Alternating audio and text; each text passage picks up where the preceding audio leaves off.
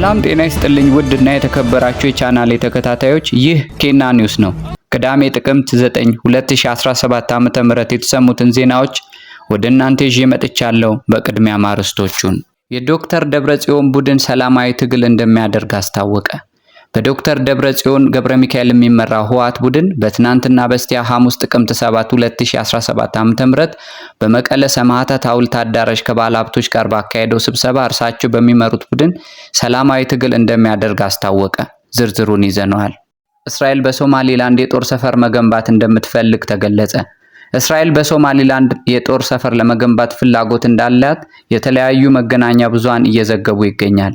ይህንንም ከኬና ኒውስ ይሰሙታል። የአረብ ኤሚሬትስ ፕሬዝዳንት ሼክ መሐመድ ቢን ዛይድ በሶሪያ ጉብኝት ሊያደርጉ ነው። የአረብ ኤሚሬትስ ፕሬዝዳንት ሼክ መሐመድ ቢን ዛይድ በሩሲያ ጉብኝት ሊያደርጉ ነው። ሞስኮ የያርስ ባላስቲክ ሚሳኤል የታጠቀውን ከሞስኮ በስተሰሜን ምዕራብ የሚገኘውን የኒውክሌር ኃይሏን ነው የውጊያ ዝግጁነት መሞከሯ የተገለጸው። የእስራኤሉ ጠቅላይ ሚኒስትር ቤንጃሚን ኔታንያሁ በጋዛና ሊባኖስ የሚካሄደው ጦርነት ተጠናክሮ እንደሚቀጥል ዛቱ። የእስራኤሉ ጠቅላይ ሚኒስትር ቤንጃሚን ኔታንያሁ በጋዛና ሊባኖስ የሚካሄደው ጦርነት ተጠናክሮ እንደሚቀጥል ዛቱ። ኢራን በሐማስ መሪ ግድያ የፍልስጤማውያን ትግል መንፈስ ይበልጥ ይጠናከራል እንጂ አይዳክምም አለች። ወደ ዝርዝሮቹ እናልፋለን። የዶክተር ደብረጽዮን ቡድን ሰላማዊ ትግል እንደሚያደርግ አስታወቀ። ከህወሓት እጅ የወጣው ስልጣን ወደ ህወሓት መመለስ አለበት። በዶክተር ደብረጽዮን ገብረ ሚካኤል የሚመራው የህወሓት ቡድን ከትናንትና በስቲያ ሐሙስ ጥቅምት 7 2017 ዓ.ም በመቀለ ሰማዕታት ሐውልት አዳራሽ ከባለሀብቶች ጋር ባካሄደው ስብሰባ እርሳቸው የሚመሩት ቡድን ሰላማዊ ትግል እንደሚያደርግ አስታውቋል። በዚሁ ስብሰባ ላይ በምርጫ ቦርድ ህጋዊ እውቅና ባልተሰጠው ጠቅላላ ጉባኤ ላይ ያልተሳተፉትንና በቡድናቸው የተባረሩትን የድርጅቱን አመራሮች ወቅሷል። ጉባኤ እንዳናካሄድ ብዙ ሙከራ ተደርጎብናል። ጉባኤ ለማካሄድ ድርጅቱን ማፍረስ ነው። ይሁንና ወደ ጉባኤ መጨረሻ ደረጃ ላይ ደርሰን እያለ እነርሱ ግን አንገባም ብለው አንገራገሩ። ጉባኤ ከተካሄደ ጦርነት ይከተላል ተባለ። የጉባኤ ተሳታፊዎች ጉባኤ ውስጥ እንዳይገኙ ጥረት ተደረገ ሲሉ ዶክተር ደብረጽዮን ተናግረዋል። በጉባኤው ላይ እርሳቸው የሚመሩት የህወሓት ቡድን ያለፉትን 6 ዓመታት ፖለቲካዊ ስራዎች መገምገሙን የጠቆሙት ዶክተር ደብረጽዮን በዚህ ጉባኤ ተበትኖ የሚገኘው ህዝባችን ወደ ቀድሞ ቀየው እንዲመለስ፣ መሬታችን ተመልሶ በእኛ አስተዳደር ስር እንዲሆን፣ ተጠያቂነት እንዲረጋገጥ፣ በኢኮኖሚ ግኝቶች ሌሎች ተጀምሮ በነበሩት ጉዳዮች ላይ ጥናት በማካሄድ እንቅስቃሴው ዳግም እንዲጀመር ውሳኔዎችን አስተላልፈዋል ብሏል። የትግራይ ክልል ጊዜያዊ አስተዳደር የህወሓት የትግራይ ኃይሎች የምሁራንና የተቃዋሚዎች ቡድን በመቀናጀት እንደመሰረቱት በማስረዳት ለአስተዳደሩ የጊዜ ገደብ አስቀምጠንለትም ነበር። ይሁንና በክልላችን ሰላም ልናሰፍን አልቻልንም። ህዝባችን ወደ ቀየው አልተመለሰም። ባለሀብቶችና ነጋዴዎች ትግራይን መልሶ ወደ መገንባቱ ሊገቡ አልቻሉም። እነዚህ ተግባራት በቀላሉ የሚታዩ አይደሉም። ይህ ሁሉ የተፈጠረው ጊዜያዊ አስተዳደሩ መምራት ባለመቻሉ ነው ሲሉ ወቀሳቸውን ሰንዝረዋል።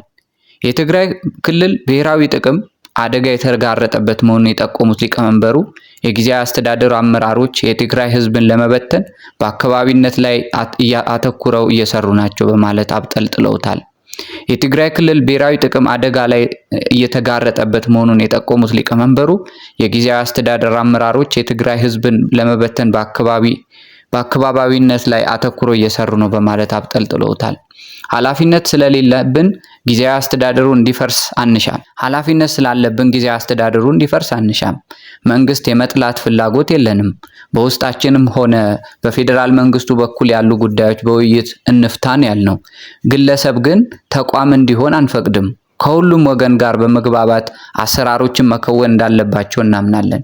ለዚህ እየሰራን ነው ሲሉም ለተሰብሳቢዎቹ አስረድተዋል። እርሳቸው የሚመሩት የህወሓት ቡድን ሰላማዊ ትግል እንደሚያደርግ ያስታወቁት ሊቀመንበሩ ኃላፊነት በተሞላበት መንገድ እንሰራለን ብለዋል።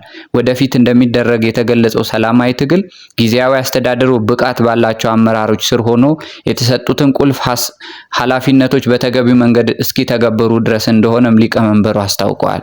በዶክተር ደብረጽዮን የሚመራው የህወሓት ቡድን ጽህፈት ቤት ኃላፊ ወይዘሮ ፈትለወርቅ ገብረ እግዚአብሔር ከቀናት በፊት በመቀለ ከተማዎች ነዋሪዎች ጋር ባደረጉት ውይይት ከህወሓት እጅ የወጣው ስልጣን ወደ ህወሓት መመለስ አለበት፣ ይህን ለማድረግም ህዝባችንን እናስረዳለን፣ እናነሳሳለን፣ በየደረጃው ዙሩን እያከረረን እንሄዳለን፣ በህዝባዊ አመጽ ስልጣኑን እንዲለቅ እናደርጋለን ሲሉ መናገራቸውም የሚታወስ ነው። እስራኤል በሶማሊላንድ የጦር ሰፈር ለመገንባት ፍላጎት እንዳላት የተለያየ መገናኛ ብዙሃን እየዘገቡ ነው። የጦር ሰፈር ግንባታው የሀውቲ አማጽያን በቀይ ባህር የሚፈጽሙትን ጥቃት ለመከላከል የባብ ኤል መንደብ ስትሬት ደህንነት ለመጠበቅና በቀጠናው የሚፈጸሙ ወንጀሎችን ለመከላከል ያለመ ነው ተብሏል። ለዚህም እስራኤል ለሶማሊላንድ እውቅና ለመስጠት ዲፕሎማሲያዊ ግንኙነት እንደሚፈጠር መገለጹን ሜዲካል ኢስት ሞኒተሪንግ ዘግቧል።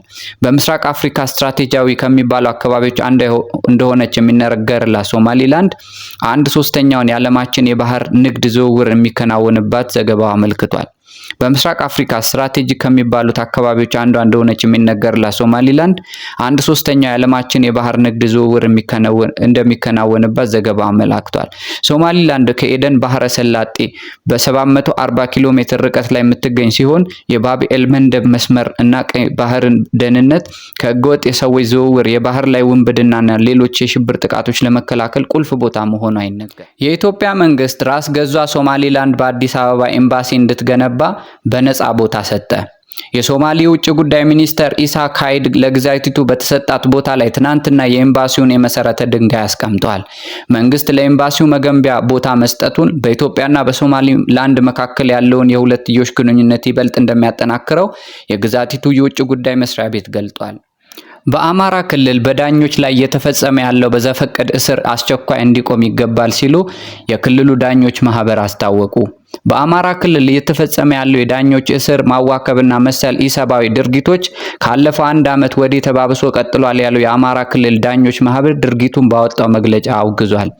የዳኞችን ነጻነት መጠበቅ ህገ መንግስታዊ መብት ሆኖ የተደነገገ ቢሆንም ይህንን አክብሮ ከመንቀሳቀስ አኳያ መንግስት ዳተኝነት እየታየበት ነው ሲሉ የከሰሰው ማህበሩ ጉዳዩ አሳሳቢ ሆኗልም ሲል አስታውቋል። ማንኛውም ጥፋት ያለበት ግለሰብ በህግ አግባብ ተይዞ የማጣራት ስራዎች ይከናወኑበታል የሚለው መሰረታዊ የህግ ሂደት በጣሰ መልኩ ማንኛውም ጥፋት ያለበት ግለሰብ በህግ አግባብ ተይዞ የማጣራት ስራዎች ይከናወኑበታል የሚለው መሰረታዊ የህግ ሂደት በጣሰ መልኩ ዳኞችን በአደባባይ ማፈን፣ አስሮም ያለ ፍርድ ማቆየት በክልሉ ተባብሶ የቀጠለ ጉዳይ ነው ሲል ወቀሳውንም አቅርበዋል።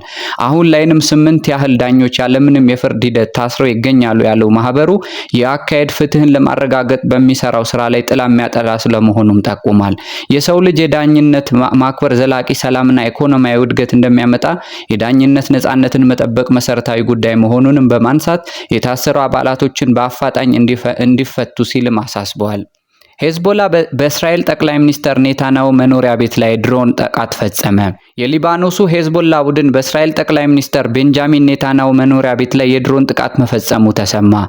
የድሮን ጥቃቱ በሰሜን ቴል አቪቭ ኬሳሪያ አካባቢ የሚገኝ ጠቅላይ ሚኒስተር ቤንጃሚን ኔታንያሁ መኖሪያ ቤት ላይ ተፈጸመ እንደሆነ ተነግሯል። የድሮን ጥቃቱ በሰሜን ቴል አቪቭ ኬሳሪያ አካባቢ የሚገኝ ጠቅላይ ሚኒስተር ቤንጃሚን ኔታንያሁ መኖሪያ ቤት ላይ መፈጸሙን ነው የተነገረው።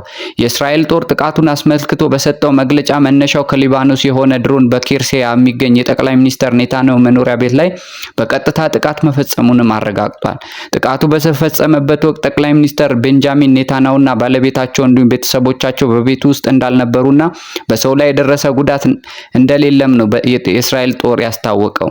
የጠቅላይ ሚኒስተር ቤንጃሚን ኔታንያሁ መኖሪያ ቤት የሚገኝበት ኬሳሪያ አካባቢ የሂዝቦላ ጥቃት ኢላማ ሲሆን ይህ ለሁለተኛ ጊዜ ሲሆን ከዚህ ቀደም መስከረም 24 ላይ ጥቃት ተፈጽሞበትም ነበረ። እስራኤል በሊባኖስ የምታካሄደውን የአየር ድብደባና የእግረኛ ውጊያ የቀጠለች ሲሆን ሂዝቦላም ራሱን ለመከላከል በእስራኤል ጦር ላይ መጠነ ሰፊና የተሳኩ ጥቃቶችን እየፈጸመ ይገኛል። ሂዝቦላ ከእስራኤል የተከፈተበትን ጥቃት ለመመከት አዲስና ምስጢራዊ ወታደራዊ እዝ መመስረቱም ይታወሳል። አዲሱ የሂዝቦላ ወታደራዊ እዝ ሮኬቶች፣ ሚሳኤሎች እንዲተኮሱ ትዕዛዝ የሚሰጥና ምድር ላይ ውጊያዎችን የሚመራ እንደሆነም ተነግሯል። ሂዝቦላ አሁንም ቢሆን በርካታ መሳሪያዎች በእጁ እንዳለ የሚነገርለት ሲሆን ከታጠቃቸው መሳሪያዎች መካከልም ከዚህ ቀደም ጥቅም ላይ ያለዋላቸው አደገኛ ሚሳኤሎች ይገኙበታል። የአረብ ኤምሬትስ ፕሬዝዳንት ሼክ መሐመድ ቢን ዛይድ በሱሪያ የአረብ ኤምሬትስ ፕሬዝዳንት ሼክ መሐመድ ቢን ዛይድ በሶሪያ ጉብኝት ሊያደርጉ እንደሆነ ተሰማ። ፕሬዝዳንቱ በ16ኛው የብሪክስ አባል ሀገራት ጉባኤ ለመሳተፍ ነው በነገው ዕለት ወደ ሶሪያ የሚያቀኑት። ፕሬዝዳንቱ 16ኛው የብሪክስ አባል ሀገራት ጉባኤ ለመሳተፍ ነው በነገው ዕለት ወደ ሩሲያ የሚያቀኑት።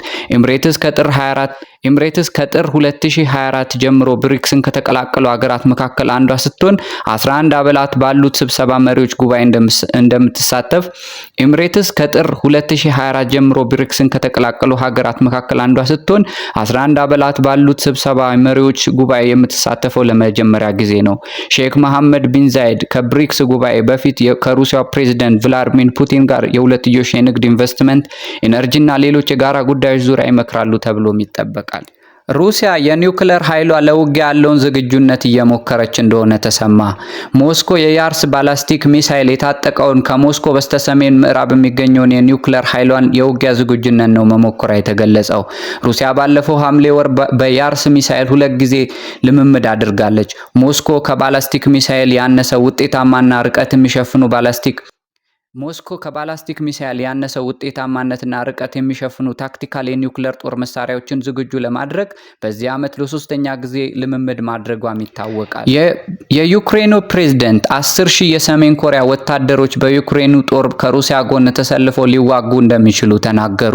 ዘለንስኪ ሰሜን ኮሪያ ወታደሮቿን ወደ ዩክሬን ለመላክ መዘጋጀቷን የሚያሳይ የደህንነት መረጃዎች አግኝተናልም ብለዋል። የፒዮንግያንግ ወታደሮች ለሞስኮ ለመዋጋት ቢዘጋጁ እስካሁን ወደ ዩክሬን አለመግባታቸውን ያነሱት ፕሬዝዳንቱ የሶስተኛ ሀገር ተሳትፎ ግጭቱን ወደ ዓለም የፒዮንግያንግ ወታደሮች ለሞስኮ ለመዋጋት ቢዘጋጁም እስካሁን ወደ ዩክሬን አለመግባታቸውን ያነሱት ፕሬዝዳንቱ የሶስተኛ ሀገር ተሳትፎ ግጭቱን ወደ አለመረጋጋት ሊቀይረው እንደሚችልም አስጠንቅቋል። ዩክሬንና ምዕራባውያን ሀገራት ሰሜን ኮሪያ ዩክሬንና ምዕራባውያን ሀገራት ሰሜን ኮሪያና ኢራን በዩክሬን ጦርነት ጥቅም ላይ የሚውሉ የጦር መሳሪያዎችን ለሩሲያ እየሰጡ ነው የሚል ተደጋጋሚ ክስ ያቀርባሉ። ዩክሬንና ምዕራባውያን ሀገራት ሰሜን ኮሪያና ኢራን በዩክሬን ጦርነት ጥቅም ላይ የሚውሉ የጦር መሳሪያዎችን ለሩሲያ እየሰጡ ነው የሚል ተደጋጋሚ ክስ ያነሳሉ። የሐማስ ከፍተኛ ባለስልጣን የሆኑት ካሊል አልሃያ የቡድኑ የፖለቲካና ወታደራዊ አዛዥ የነበረውን የያህያ ሲንዋር በጋዛ ውስጥ መገደሉን አረጋገጡ። ሐሙስ እስራኤል የያህያ ሲንዋር መግደሏን ይፋ ካደረገች በኋላ የሐማስ ምክትል መሪ በቪዲዮ በተላለፈ መልእክት መሪያቸው መገደሉን፣ ነገር ግን የእርሱ ሞት ቡድኑን የበለጠ ያጠናክረዋል ብለዋል። ባለስልጣኑ ጨምሮ ሐማስ የፍልስጤማውያንን ምኞት እውን ለማድረግ የጀመረው መንገድ የሚቀጥል መሆኑን እና እስራኤላውያን ታጋቾች የሚለቀቁት የእስራኤል ወረራ ሲያበቃ እንዲሁም ወታደሮቿ ከጋዛ ሙሉ ለሙሉ ሲወጡ መሆኑን ተናግረዋል። ካሊል አልሃያ የእስራኤል ወታደሮች ጋዛ ውስጥ መደበኛ አሰሳ በሚያካሂዱበት ጊዜ መገደሉ ከተነገረው የሐማስ መሪ የያህያ ሲንዋር ቀጥሎ የቡድኑ ከፍተኛ አመራር ናቸው። እስራኤል በጋዛ ውስጥ እያካሄደችው ባለው ወታደራዊ ዘመቻ ምክንያት በርካታ አዛዦች የተገደሉበት የሐማስ ወታደራዊ ክንፍ መሪው ቢገደልም ፍልስጤም ነፃ እስክትወጣ ድረስ ትግሉን እንደማያቆም ገልጿል። አልአክሳም ብርጌድ በሚባለው የሐማስ ወታደራዊ ክንፍ ባወጣው መግለጫ ትግሉ ከፍተኛ መስዋዕትነት የሚቀጥል መሆኑን እንደሚያስረዳና በትግሉ ሂደት ለሚከፈሉ መስዋዕትነት ተዋጊዎችና መሪዎቹ ዝግጁ መሆናቸውን አመልክቷል። አልአክሳም ብርጌድ በመግለጫው ለጠላቶች እንደማይገዛና ትግሉ ፍልስጤማውያን ነፃ ወጥታ የመጨረሻ ጽዮናውያን ከግዛቷ እስኪወጡ ድረስ የሚያቆም አይሆንም ብሏል። በኢራን የሚደገፈው ሐማስ ባለፈው ዓመት ሐምሌ የፖለቲካ መሪው እስማኤል አልሃንያ ኢራን ውስጥ መገደላቸው ይታወሳል። እስካሁን እስራኤል ለግድያው ኃላፊነት ባትወስድም በርካቶች የእስራኤል ድርጊት መሆኑን ያምናሉ። የሲንዋር ግድያ ተከትሎ የኢራኑ የውጭ ጉዳይ ሚኒስተር ሰይድ አባስ በኤክስ ገጻቸው ላይ ባሰፈሩት ሞት ሳይፈራ በጀግንነት እስከ መጨረሻው ተፋልሟል ሲሉ አድናቆታቸውን በመግለጽ የሲንዋር ሞት ፍልስጤማውያን ለትግል የበለጠ ያነሳሳል ብለዋል። የሐማስ አጋር የሆነውና በኢራን የሚደገፈው የሊባኖሱ ታጣቂ ቡድን ሄዝቦላ በሲንዋር መገደል ማዘኑን ገልጾ ለፍልስጤም ህዝባችን የምናደርገውን ድጋፍ እንቀጥላለን በማለት ቃል ገብቷል። ሄዝቦላ የያህያ ሲንዋርን መታመንና የመሪነት ችቦን ከጥቂት ወራት በፊት በእስራኤል ከተገደሉት የቡድኑ መሪ እስማኤል አልሃንያ የተረከበ ሰማዕት ነው ሲል አወድሶታል። ከሳምንታት በፊት እስራኤል በጋዛ ባሻገር በሊባኖስ ውስጥ እያካሄደች ባለችው የአየር ኃይል እና እግረኛ ጦር ዘመቻ የሂዝቦላው መሪ ሐሳን ናስረላን ጨምሮ በርካታ የቡድኑ መሪዎች መግደሏ ይታወቃል። ጠቅላይ ሚኒስትር አብይ አህመድ በዛሬው ዕለት የሚከተሉትን ሹመቶች ሰጥቷል። ዶክተር ጌዲዮን ጢሞቴዎስ የውጭ ጉዳይ ሚኒስትር፣ ወይዘሮ ሰላማዊት ካሳ የቱሪዝም ሚኒስትር፣ ወይዘሮ ሃና ኃይለ ሥላሴ የፍትህ ሚኒስትር ሆኖ ተሾሙ። የያህያ ሲንዋር መገደል የጦርነቱ ፍጻሜ አይደለም ሲሉ ጠቅላይ ሚኒስተር ቤንጃሚን ኔታንያሁ ተናገሩ። ይህንም ተከትሎ የሀገሪቱ ጠቅላይ ሚኒስተር ቤንጃሚን ኔታንያሁ በሰጡት መግለጫ ይህንን ተከትሎ የሀገሪቱ ጠቅላይ ሚኒስተር ቤንጃሚን ኔታንያሁ በሰጡት መግለጫ የያህያ ሲንዋር መገደል ከፍተኛ ድል ቢሆንም የጦርነቱ ፍጻሜ እንዳልሆነ አስታውቋል። በዚህ መሰረትም ሐማስ እገታ፣ እስር የሚገኙ እስራኤላውያን እስኪለቀቁ ድረስ ጦርነቱ ይቀጥላል ማለታቸውን ቢቢሲ ዘግቧል። በርካታ እስራኤላውያን እንዲገደሉና እንዲታገቱ የተደረገበት ጥቅምት 7 ጥቃት የያህያ ሲንዋር ሚና ከፍተኛ እንደነበር አስታውሰው የመሪው መገደል በአካባቢው ያለውን ሁኔታ ሊቀይረው እንደሚችል አመላክተዋል።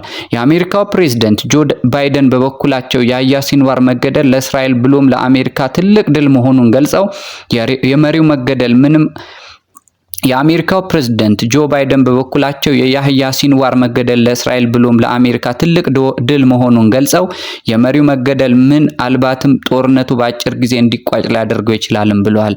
በአንጻሩ በተባበሩት መንግስታት ድርጅት የኢራን ልዩ መልእክተኛ በበኩላቸው የያህያ ሲንዋር መገደል እስራኤል ከምንጊዜውም በላይ ለመፋለም የሚያነሳሳ የመንፈስ ጥንካሬ ይሰጠናል ብለዋል። በአንጻሩ በተባበሩት መንግስታት ድርጅት የኢራን ልዩ መልእክተኛ በበኩላቸው የያህያ ሲንዋር መገደል እስራኤልን ከምን ጊዜውም በላይ ለመፋለም የሚያነሳሳ መንፈስ እና ጥንካሬ ይሰጠናል ብለዋል። ሁኔታው ጦርነቱን ከማብረድ ይልቅ ሊያባብሰው እንደሚችልም ነው ያስረዱት። ሩሲያ በሰሜን ምዕራብ ያለውን የኒውክለር ኃይሏን ለውጊያ ዝግጁነት ሞክራለች። ሩሲያ የያርስቲክ ባላስቲክ ሚሳኤል የታጠቀውን ከሞስኮ በስተሰሜን ምዕራብ የሚገኘውን የኒውክለር ኃይሏን የውጊያ ዝግጁነት መሞከሯን ሮይተርስ የሩሲያ መገናኛ ብዙሃንን ጠቅሶ ዘግቧል። በመሬት ወይም በመኪና ላይ የሚጠመደው 11000 ኪሎ ሜትር የሚጓዘው ያርስ በርካታ የኒውክለር አረሮችን ማስወንጨፍ የሚችል ነው።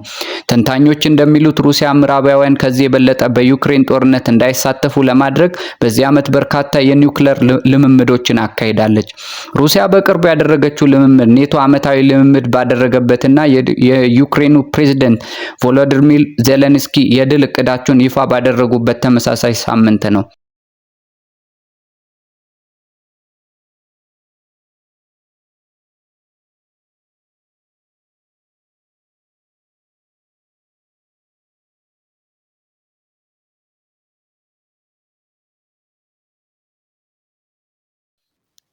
የሩሲያው ፕሬዝዳንት ባለፈው ወር ሞስኮ የኒውክለር ጦር መሳሪያ ልትጠቀም የምትችልባቸውን ሁኔታዎች ዘርዝረዋል። ሩሲያ በአዲሱ የኒውክለር ፖሊሲዋ የኒውክለር ጦር መሳሪያ ልትጠቀምባቸው የምትችልባቸው መስፈርቶች ከዚህ ቀደሙ ሰፋ አድርጋለች። እንደ ዘገባው ከሆነ በትቨር ግዛት የሚገኘው የኒውክለር ኃይል በያርስ ሚሳኤል 100 ኪሎ ሜትር የፈጀ ልምምድ ያደርጋል። ሩሲያ ባለፈው ሐምሌ ወር በያርስ ሚሳኤል 2 ጊዜ ልምምድ አድርጋለች። ከዚህ በተጨማሪም ሩሲያ ከባላስቲክ ሚሳኤል ያነሰ ውጤታማና ርቀት የሚሸፍኑ ታክቲካል የኒውክለር መሳሪያዎችን ለማዘጋጀት በዚህ ዓመት 3ኛ ጊዜ ልምምድ አድርጋለች። የሩሲያ ዩክሬን ጦርነት ከተጀመረ ወዲህ ፕሬዝዳንት ፑቲን ሞስኮ ለዓለም ግዙፍ የኒውክለር አቅም እንዳላት በተደጋጋሚ ቢያስጠነቅቁም ወደ ኒውክለር ጦርነት መግባት አስፈላጊ አለመሆኑንም ይናገራሉ።